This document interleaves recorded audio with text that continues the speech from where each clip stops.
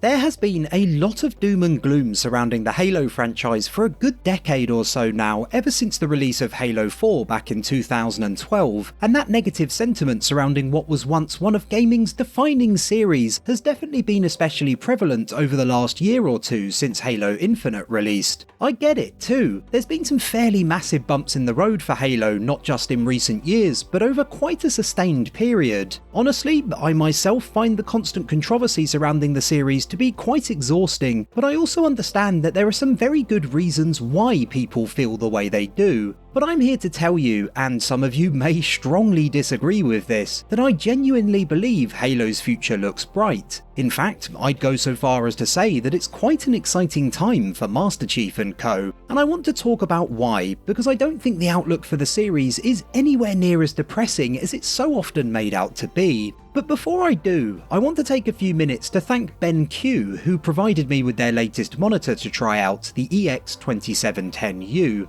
I've been playing all my games on it for the last few weeks, and it has been brilliant. With 4K resolution running at 144Hz using HDMI 2.1 along with FreeSync Premium Pro and HDR600, I've been regularly astounded by its image quality, and it packs in a ton of other handy features which have repeatedly proved useful, such as 2.1 speakers which are better than any others I've heard built into a monitor, an AI noise cancelling microphone for barking orders at other Spartans while playing Halo online, and a nifty remote control for easy navigation. The EX2710U's HDRI feature also adjusts screen brightness to help you keep playing longer, and adjusting its many visual settings is as easy as can be thanks to its quick menu and vast range of options such as light tuner and colour vibrance, which can be used to adjust light and dark balance to make even the tiniest details stand out. For the first time, I've been able to play Halo Infinite in 4K using its 120Hz option, and the experience using the EX2710U has been transformative. It's buttery smooth and an absolute joy to play. And of course, that goes for every game I've played on it using my Series X. Call of Duty Modern Warfare 2, Overwatch 2, you name it, they've all run beautifully. I mean, look at Persona 5 running on it with its lighting adjusted accordingly. It's completely and utterly gorgeous.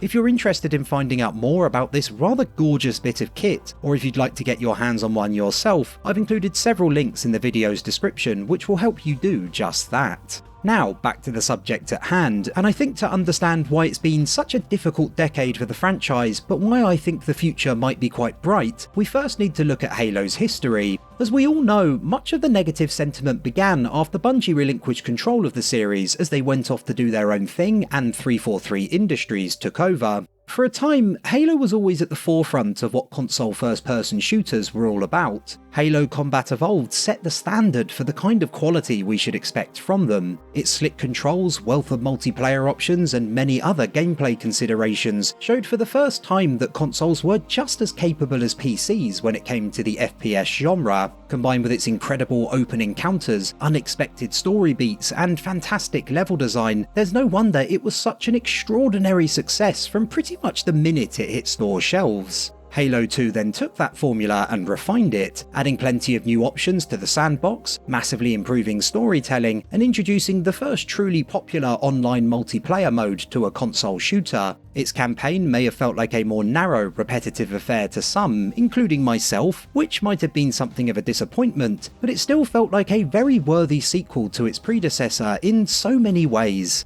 In my mind, Halo 3 then found the perfect equilibrium between the two. It once again opened up its level design in a similar manner to Combat Evolved, but at the same time featured many of the best elements of 2, including a solid story, excellent multiplayer, and refined gameplay. It was a fitting way to end things, and I've always considered it to be the most balanced of the 3 games in the trilogy. Bungie wasn't done there, however, with ODST and Reach following soon after the conclusion of Master Chief's 3-part epic. While they perhaps weren't quite as groundbreaking as the games which came before them, they still felt fresh and demonstrated Bungie's willingness to continue to iterate. ODST featured shorter levels connected by an open world, backed up by tone and atmosphere never before seen in the series. Who can forget its superb jazz-inspired soundtrack? And last, but certainly not least, Reach told the story of a group of Spartans with not a Master Chief in sight, and for me it has some of the best moments in the entire series, such as the urban battles included in Exodus, the semi-random elements of New Alexandria, or the heartbreaking finale that is Lone Wolf. Even towards the end of Bungie's tenure, when the Halo formula wasn't quite as fresh as it used to be, they proved time and time again that they were willing to push the series in new directions to help Halo remain relevant as an industry trendsetter. 343 Industries then took over and developed Halo 4. I don't think it's entirely fair to call Halo 4 a bad game. If it didn't have the Halo name attached to it, I think it would have been far better received, but because it did, and it was beholden to what came before, many fans were disappointed. Its campaign felt less like the brave new take on the franchise many would have hoped for, and more like one which was following trends. Call of Duty's rise in popularity had clearly influenced the development of its campaign, whether that was in its multiplayer or the heavily segmented missions which felt less free-flowing than previous titles, and oftentimes more like a series of set pieces strung together. Halo 5 struggled to stand out from the crowd as well. Again, it felt like a shooter more in the mould of other games that had become popular in the genre, rather than an out-and-out Halo experience, and with a story that didn't altogether deliver on what was promised pre-release to boot. Many fans weren't at all happy with the Xbox One's debut Halo title.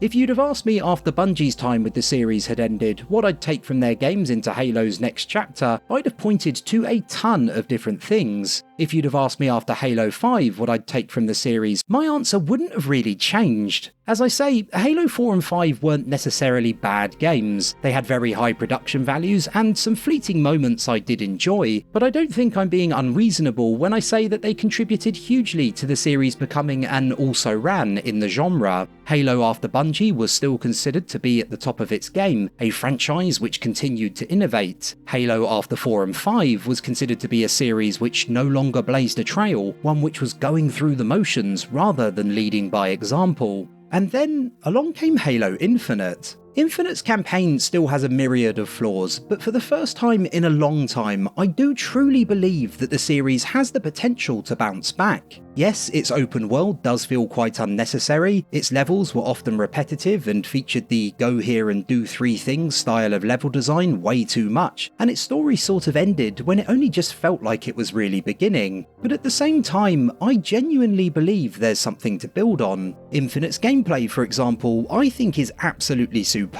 It is the best Halo has felt to actually play in a good while. The grappling hook must also absolutely feature in whatever comes next, as it has an incredible amount of utility and made gameplay feel fresh again. Gunplay feels smooth and responsive both in single and multiplayer, even if the technology underpinning Infinite's multiplayer is a bit wonky, and that's me being kind. While its story does feel like the middle chapter of a tale which lacks a beginning and an end, it's definitely now poised to turn into something rather interesting. Echo 216 and the weapon, characters I grew quite fond of by the end of the game, have now been properly introduced and bedded in, and assuming the Endless are finally introduced proper in whatever comes next, and aren't rubbish, we'll finally have an entirely new enemy to learn more about and battle against. And I can't finish highlighting the good parts of Infinite without mentioning its aesthetic. It's terrific. While it definitely could have done with more variety, the parts of Zeta Halo we did get to explore felt like an open world installation through and through, and they were supplemented by the best designed Forerunner structures we've seen in a long time. I think my big problem since Infinite's release has been that a lot of people are talking about it as if it's just as big a disappointment as 4 and 5 were, that it's little more than a Far Cry clone or similar with a Halo skin. There is overwhelming negativity everywhere I look, when I think this is the first occasion for quite some time that we can take a lot of positives from. There was little to nothing about 4 or 5 I cared enough about that I wanted to see it brought forward to future games. There is a lot about Infinite I want to see built on. If 343 manages to take its best parts and get rid of some of its more redundant inclusions, I still think there's plenty of hope for Halo left. Let's get rid of the open world and focus development on a more traditional Halo experience, which takes all the good stuff from Infinite and dials it up to 11. What I'd like to see personally is a far greater focus on enemy and ally AI used across larger battlefields. That is where I think 343 could find a unique selling point never before seen in other titles. If 343 can do that, and granted that is a big if, there may well still be a redemption story to be told. All I'm really trying to say is this: let's do our best to stay positive and offer constructive criticism for just a little while longer, and maybe, just maybe, sometime in the future, we'll finally be rewarded with the Halo title we've all been waiting for. Thanks for watching the video, boys, girls and Spartans. If you're feeling pretty positive about the future too, do consider liking, subscribing and letting me know your thoughts, and hopefully I'll catch you all again soon.